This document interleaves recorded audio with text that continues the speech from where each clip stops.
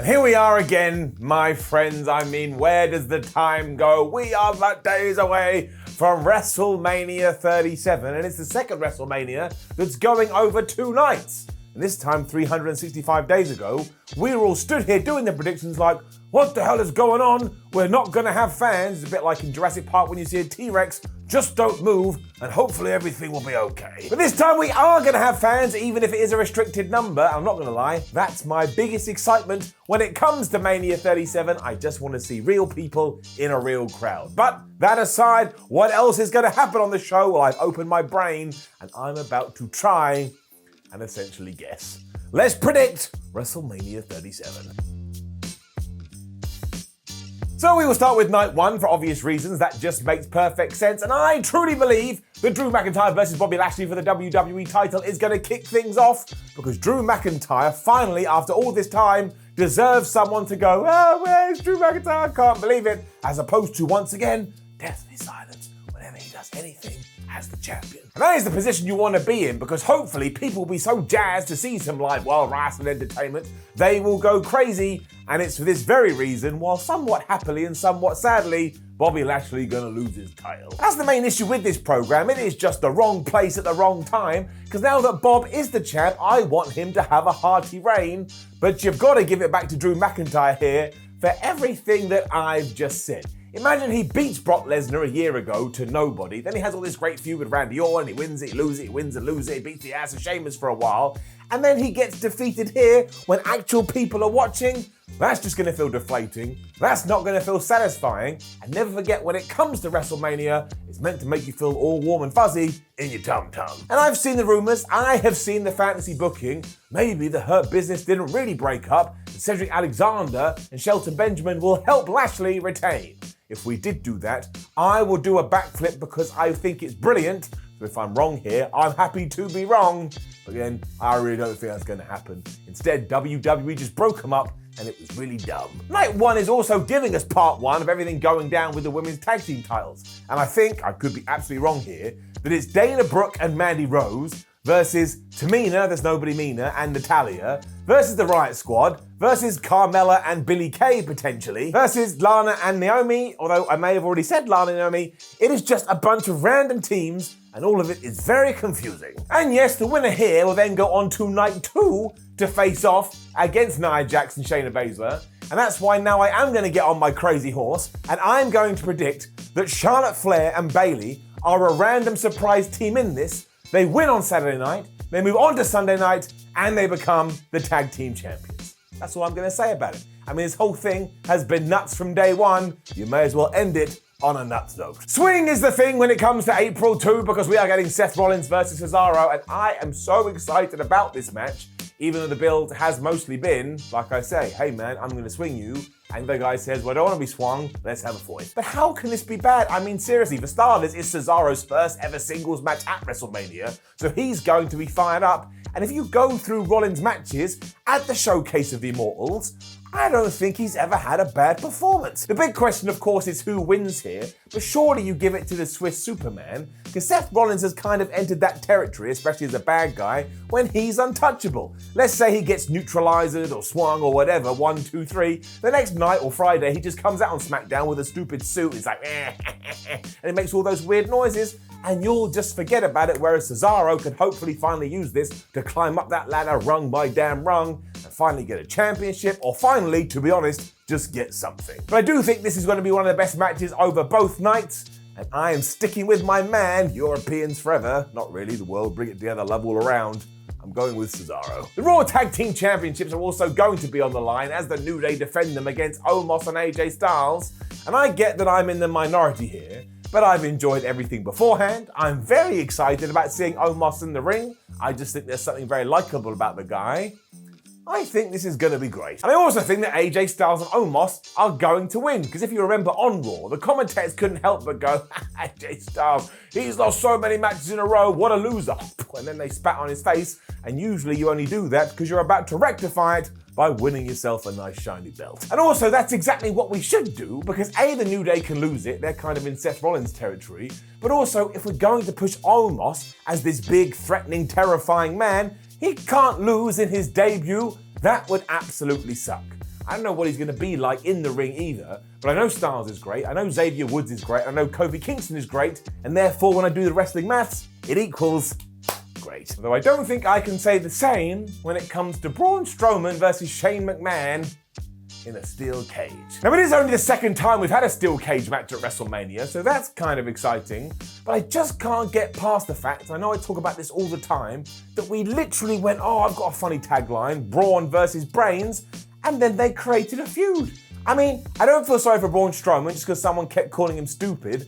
I'm not meant to feel sorry for Shane McMahon, so when they're taking each other's faces and like smashing it into the mesh, I'm just going to be going, yeah, man, you may as well both kill each other. I couldn't care less. But surely even WWE can't be as crazy as to have Shane McMahon win. I don't mind Shane McMahon. I don't mind having a WrestleMania match, but eventually he will vanish from TV, whereas Braun, he'll be on week after week, and also he needs something. He has just been so lost for the last year or so. And of course, Elias and Jackson First Commander Riker will get involved, but Braun Strowman can just whoop their ass too. I mean, he's done it over the last couple of weeks. What is one more person in a steel cage? Power slam on Shane McMahon, after of course he's jumped off the top of it because he can't help himself. 1, 2, 3. And then let's never talk about this again. We get our first celebrity as well, as Bad Bunny is teaming up with Damian Priest to take on The Miz and John Morrison.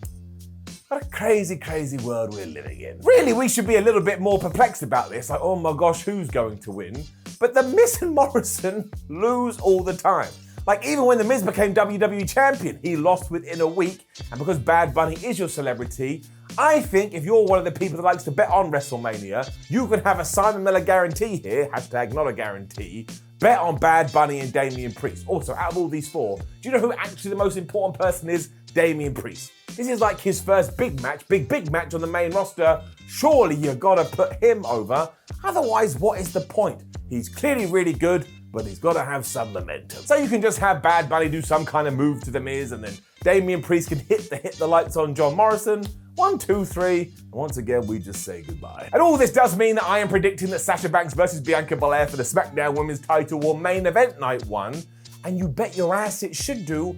What an important moment this will be. Because not only is it the women main eventing WrestleMania for only the second time ever, but it is 2 African-American women, and World Wrestling Entertainment has never done that. It is long overdue. Representation is really important. So if you pluck any other match out of this to go on last, well, I think you lost your damn mind. Also, even though the bill's been absolute crazy and hasn't highlighted this at all, Sasha and Bianca are superb professional wrestlers, and in a spot like this, they will go, well, we've got no choice to smash it, and they'll come out here and they'll absolutely smash it. I actually think this is Sasha Banks' first ever singles match at WrestleMania, which is also crazy, and very sadly for her, I am predicting that she's going to lose. And that just once again comes down to what WrestleMania is meant to be. The good guys and the new stars, they win on the grandest stage of them all, and then they cement themselves at the top of the card, so when we get to WrestleMania 38, they feel more important than they did 12 months ago.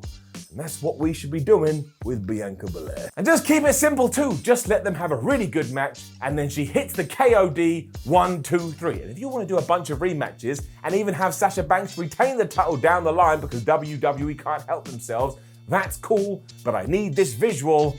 I am in Bianca's corner. And then we move on to night 2, and I've already talked about the women's titles, but I'll remind you again, it's going to be Shayna Baszler and Nia Jax with Reginald taking on Charlotte Flair and Bayley, a random tag team I just pulled out of my ass. Charlotte and Bayley will win. That's right. The United States Championship will also be defended as Riddle holds it up against Sheamus. I don't think Riddle has a chance in hell. Well, that's not totally true, because if you keep reading all the news sites and the rumours and the murmurings, apparently Vince McMahon is basically in love with Riddle, so he could pull a 180. But given that everything Sheamus has done, be it his matches with Drew or just the momentum he has, he deserves a title, he deserves something. And when we are done here, I also want to see Sheamus versus Mustafa Ali. So just give me what I want, like Dave Batista. Bro kick, 1, 2, 3, happy days. Things then may get a little strange because we're getting a Nigerian drum fight, and I stand here before SmackDown, so you may actually have more information than me. And I have no idea what a Nigerian drum fight is. I mean, are there actually drums? Does the winner have to take the other person's face and push it into a drum? Do you get drumsticks and then bang it on their head? I mean, I'm going to guess it's just a fancy name for a street fight, but here and now, I can only speculate. I couldn't give two hoots about the stipulation though, because I just want Big E and Apollo Crews to show the world what they're capable of, which is another reason why I don't even care that the justification for this bout doesn't make a lot of sense. I mean, I think Apollo Crews has lost 4 times. But as he has lost 4 times, we have an AJ Styles situation, so just ensure he wins here. He's got a brand new character. I guess the Nigerian drum fight is his kind of match, and if you make up a match, you should never lose it. And also, Big E can win this back in like a month or 2, so just have Apollo Crews win and have him cheat. He's meant to be a bad guy, it will just work. As I'm talking to you as well, at the moment, Randy Orton versus The Fiend is still a basic singles match. Now, I cannot believe that we are going to get through to the end of the week, and it's not going to have some kind of crazy stipulation added. But like I say, right here, right now, they're just gonna have a fight. Which is actually really worrying, because what if one of them tries to burn the other one again? That will be just a disqualification, and given what we have seen, it very well could happen. But surely Randy Orton has to lose. You can't set somebody on fire and try and kill them and then beat them in a WrestleMania match. And I've said it time and time again, the feud itself hasn't really been for me, but I do appreciate the fact that WWE has stuck with it. So allow Bray Wyatt, The Fiend, and Alexa Bliss to win, but then what the hell you do come Raw the next night or 6 months down the line, I have no idea. Like, is Bray Wyatt just gonna be this, charcoal man for the rest of his career?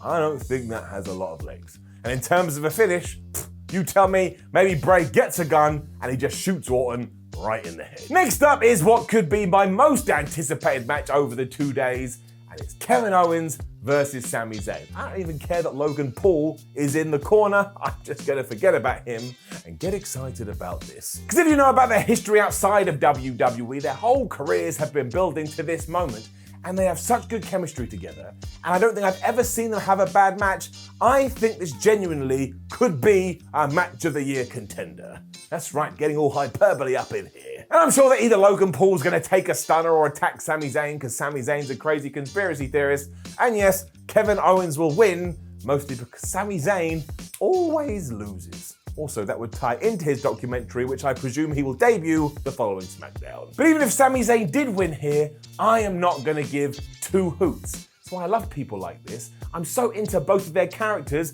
WWE can just choose whatever the hell they want, and I'll be a happy pup, but for the purposes of this video, KO. Our penultimate match is for the Raw Women's Championship, and it's Asuka taking on Rhea Ripley. And it's actually another one that I think is going to be a massive bagger. I don't want to talk about the build-up for all the reasons we've already mentioned, but this is a Bianca Belair situation in the sense you don't debut someone like Rhea Ripley 3 weeks before WrestleMania, put her in the title picture, and then have her lose. Because you've just cut her legs off before she had a chance to run, and that's nuts, because if you treat her right, she could be absolutely massive.